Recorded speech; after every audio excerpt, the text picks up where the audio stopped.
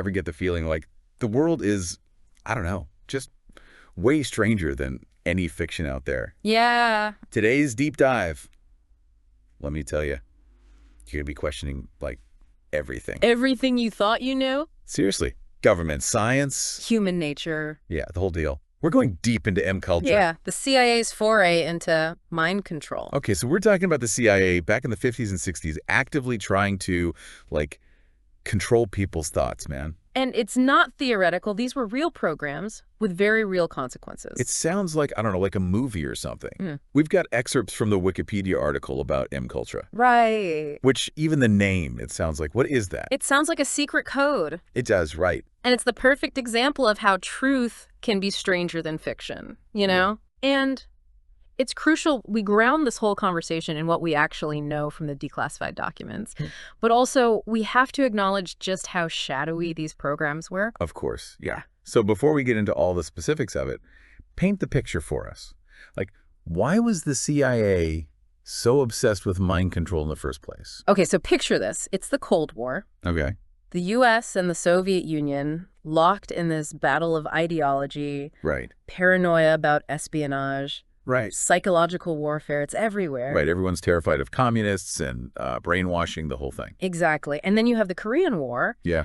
And you have these accounts coming out about American POWs seemingly switching sides. Right. Cooperating with their captors. Right. And whether those accounts were true or not, they really fanned those flames of fear in the U.S. Absolutely. The U.S. was convinced they were falling behind in this, like, mind control arms race. Oh, wow. They had to catch up no matter the cost. Wow. And that's where things get, well, ethically murky. Yeah. Remember Operation Paperclip? Vaguely. Refresh my memory. So after World War II, the U.S. secretly recruited former Nazi scientists. Oh, right, right. And some of these guys had conducted just horrific experiments in the concentration camps. Oh, right. And they were in positions of influence, their expertise now being used for U.S. interests. That's unsettling, to say the least. And this ties into MKUltra. Some historians believe that MKUltra was essentially a continuation of that dark legacy. And it's really important to understand that because it speaks to just what kind of moral compromises were being made in the name of national security. A continuation of that kind of thinking. Oh. Wow. Okay, so we've got the stage set. We've got Cold War anxieties, whispers of mind control techniques, and, like, a willingness to push ethical boundaries, clearly. Yeah. But what exactly was MKUltra, like, trying to achieve? What were their goals? Their goals were, to put it mildly, ambitious. We're talking about developing a truth serum, something that could make anyone talk, break down resistance during interrogation. I can see the appeal in that context, to get someone to spill their secrets without, lifting a finger. Yeah. But man, the potential for abuse that's terrifying. Exactly. And it didn't stop there. Oh, no. Imagine creating assassins that could be programmed to kill on command. Oh, yeah. The Manchurian candidate, right? Yeah. Or even the possibility of manipulating world leaders, bending them to the will of the CIA. It's like something out of a movie, but this was the CIA's actual agenda. It was. Did they actually think that they could achieve all that? It's unclear how close they came. Yeah. But the very fact that these were things that they were considering speaks volumes about the mindset of the time. Wow. Now, at the center of all this was this particular substance that they became fascinated with. Okay. LSD. Ah, yes. LSD, which is, synonymous with the 60s counterculture. What's a CIA mind control program doing messing around with LSD? That's where it gets really interesting. See, back then, LSD was this new drug. Yeah. And the CIA saw in it a potential key to unlocking the secrets of the mind. They weren't just experimenting with a little bit of LSD, were they? Not even close. In fact, under the guidance of a chemist named Sidney Gottlieb, the CIA went so far as to buy the entire world's supply of LSD at one point. They bought the entire global supply. The entire global supply. That's chilling. It is. Their commitment was clearly immense. It speaks to how convinced they were that this was the thing that was going to, unlock human consciousness. Yeah. And this is where things take a dark turn. Okay. To study the effects of LSD, they needed human subjects. And ethical considerations weren't exactly top of mind. So you're saying they were dosing people with LSD without their consent? That's putting it lightly. We're talking about systematic experimentation on people, citizens, who had no idea it was even happening to them. Often the people they targeted were those deemed, and this is their chilling phrase, unable to fight back. So they were targeting the most vulnerable people in society. Who are we talking about here? Mental patients, prisoners, addicts, prostitutes, people who were in no position to speak up about what was happening or to fight back against it. The very places that were supposed to be offering care and protection, they became testing grounds for all kinds of mind-altering drugs. That is horrifying. To think that hospitals and prisons were being used for these experiments, it's a complete betrayal of trust. It really exposes this, I don't know, like this dark underbelly to this pursuit of control. They even use their own employees, military personnel, anyone within their reach, really. And one of the most, I think, disturbing chapters in this whole thing, it's called Operation Midnight Climax. Operation Midnight Climax. That sounds like, I don't know, a bad 70s movie. That can't be a real CIA operation. Well, the truth is often stranger than fiction, right? Yeah. The CIA set up these safe houses disguised as brothels in San Francisco. Okay. They would lure these men there, dose them with LSD without their knowledge, and then just observe them. They're like slipping people LSD in brothels. What was the thinking behind that? Well, the idea was that these men would be less likely to talk about what had happened Right. to ensure secrecy. Yeah. They even used two-way mirrors, and they filmed the whole thing. It's unconscionable. These people are just like lab rats to them. Did Right. nobody stop to think about the long-term consequences of this, the trauma that they might inflict? It's pretty clear that the well-being of these people was not a primary concern. And this wasn't just happening in these settings either. You know, there were people dosed with LSD before interrogations, sensory deprivation, manipulation, all to try and extract information or control behavior. Just complete disregard for human rights. And it wasn't Yeah. just LSD, right? What other things were they using? They experimented with all kinds of substances. Barbiturates, amphetamines, heroin, basically anything that could potentially alter the mind. There was even this one technique where they would inject a barbiturate in one arm and an amphetamine in the other, Oh my God. just to try and induce confusion and disorientation. It's like they were throwing everything at the wall to see what stuck. Without any regard for, like, you know, human cost. Right, and we can't forget about the psychological techniques they were exploring as well. Right. Hypnosis, for example, played a big part in MKUltra. They were really interested in using it for memory manipulation, you know, inducing amnesia, potentially even creating false memories. So not just controlling thoughts, but actually manipulating people's memories as well. That's taking mind control to a whole other level. Exactly. They combined hypnosis with the drugs, like LSD, to try and amplify the effects and gain even greater control of the human psyche. And this pursuit of control extended way beyond the U.S. That's right. Didn't they have that connection to Canada with that Dr. Donald Cameron? Tell me about that. This is where MKUltra takes an even darker turn. So Dr. Cameron, he was a Scottish psychiatrist, and he was working at the Allen Memorial Institute in Montreal. Okay.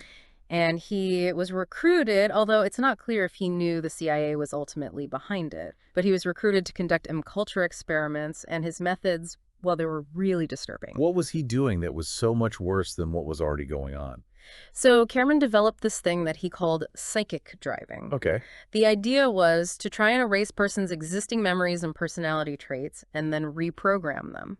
Erase and reprogram. Yeah. That is terrifying. How did he even go about doing that? So patients were put into these drug-induced comas for weeks, sometimes even months at a time. Oh, wow. And while they were in this vulnerable state, he would bombard them with repetitive messages, noises, anything to try and break down their sense of self. That's barbaric. And he actually did this to people. He did. He also used electroshock therapy, but at levels far exceeding what was considered safe. Oh, man. This is giving me chills. What happened to his patients? Many of them suffered really severe and lasting damage. Yeah. Amnesia, the inability to speak. Some even forgot their own families. Wow. Psychological trauma was immense. It's hard to even fathom the cruelty that they inflicted on these people. Did any of them have any idea what was happening to them? Were they ever held accountable for any of this? Cameron himself died in 1967. Oh, wow. But the truth about these experiments eventually came out in the 1980s, thanks to a Canadian news program that was doing a story on it. Some of the victims actually sued the CIA, but the full extent of the damage he caused may never be truly known. This whole thing is just mind-blowing. Yeah. But how did the truth about MKUltra even come out? I mean, you'd think they would have covered their tracks pretty well. You would think so, right? And for a while, it seemed like they had. So in 1973, the Watergate scandal was unfolding, and the then CIA director, Richard Helms, he ordered all MKUltra files destroyed. Wow. The ultimate cover-up. But they weren't entirely successful, were they? It's like they were trying to wipe the slate clean, but they missed some crucial pieces, didn't they? How did that even happen? Did they miss, like, a hidden file cabinet somewhere? It's kind of funny how it actually happened. Some archivists, they'd mistakenly stored a bunch of financial records in a separate building. And we're talking about like 20,000 documents related to MKUltra. Wow. And those records, well, they weren't on the list to be destroyed. Talk about a stroke of luck. What a find. So what did those documents show? Was it like the smoking gun? Mm-hmm. The thing that brought the whole operation down? It wasn't the whole picture, not even close. Yeah. Destroying those other files, I mean, we'll probably never really know the full extent of MKUltra. Right? But those surviving documents, yeah, they were enough. They blew the lid off the whole thing. I can imagine. Congressional hearings, public outrage, the whole 9 yards. It was huge because remember, these weren't just some abstract ideas or theories we're talking about here. Yep. These were real people, often in really vulnerable positions, Yeah. experimented on without their consent, without their knowledge. It sent shockwaves, man, through the U.S., Canada, everywhere. And rightly so. I mean, the idea that this was happening, that the government was engaging in this kind of activity in the name of national security, it's chilling. And this wasn't just some rogue operation either. Mhm. This was authorized at the highest levels of government. Wow. It really forced everyone to kind of take a step back and ask some serious questions, like what are the limits of what's acceptable, Yeah. even in pursuit of something like national security. Exactly. Because Yeah. this wasn't just some, theoretical debate about ethics. This was real lives Real lives. shattered. It makes you wonder, what was the lasting impact of all this? Did MKUltra even work? Did they achieve what they set out to do? It's still debated.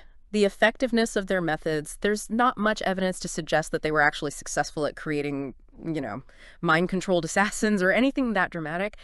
But the damage was done. The ethical violations alone are just staggering. Absolutely. If anything good came out of it, I mean, MKUltra did lead to much stricter ethical guidelines for doing, human experimentation. Yeah. Especially in research. Like, you have to have informed consent now, that kind of thing. Which is at least a step in the right direction. Yeah. But beyond all the ethical stuff, what about the broader impact, Yeah. Because this wasn't just some scandal that people forgot about. This left a mark on our culture, didn't it? It absolutely did. MKUltra fueled so many conspiracy theories. Oh, yeah. It made people distrust the government. And it really brought up these questions about transparency and accountability. And those questions are still relevant today. It's like this, like this dark cloud hanging over the entire Cold War era. It's a reminder of what can happen when power is left unchecked. So we've covered a lot of ground today. A quest for mind control, fueled by Cold War paranoia, twisted experiments, ethical breaches of, unimaginable proportions. If there's one thing that you want our listeners to take away from all of this, what would it be? I'd want them to remember. This actually happened. Yeah. This wasn't fiction. It wasn't some far-fetched conspiracy theory. This was real. And it should be a stark reminder that we can't ever let our guard down. Right. We have to constantly question. We need to demand transparency and accountability from our leaders. Always. Yeah. Because the potential for abuse, for something like this to happen again, it's still out there. It's lurking beneath the surface. Yeah. And we have to make sure history doesn't repeat itself. Absolutely. Well said. Well, that's all the time we have for today's show. Thank you for joining us, and we'll see you next time.